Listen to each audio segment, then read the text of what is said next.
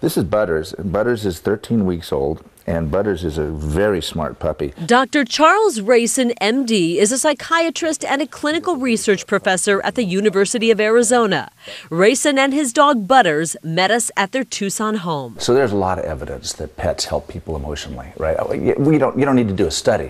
Some things don't need to be studied. We know that's true. This is why they bring dogs into hospitals and geriatric homes and things like that. Now, Dr. Rayson and his colleagues hope to prove a smooch from your pooch can actually be healthy. So we're doing a study called Dogs as Probiotics. They've put 17 people together with 17 dogs from the Tucson Humane Society for an experiment that lasted 12 weeks to find out if bacteria transferred from a dog's mouth to a human can have a probiotic effect. We think that the dog kisses, either on the skin or, sometimes people actually get it into their oral cavity.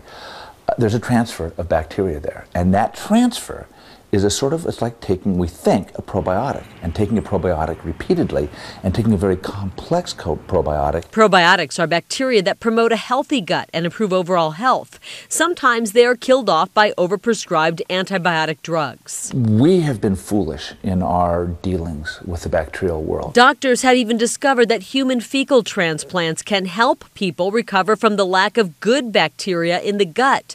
So is it a stretch to think that dog bacteria might do the same? Encouraging good bacteria is one of the best ways to fight bad bacteria. Dr. Rayson and others believe that dog probiotics could also have a positive effect on our brains. We know dogs make people feel better. We want to understand the mechanisms by which they make people feel better. And if it turns out that some of the feeling better is a result of changing and enhancing the bacterial composition of the gut, not only does that provide very novel ways of thinking about why dogs are so important. So it's good for the dogs, right? Because they get elevated in our perspective, our stature, their stature gets elevated.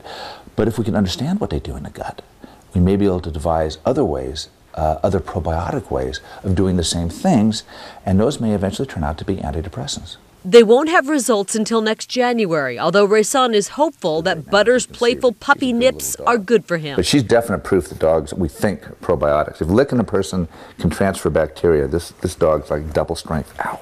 Stop, stop, stop. But eventually, Dr. Rayson and others hope to discover a long hidden benefit of a very long evolutionary chain between dogs and mankind. Dogs and humans have co-evolved for, at least now 10, 12,000 years.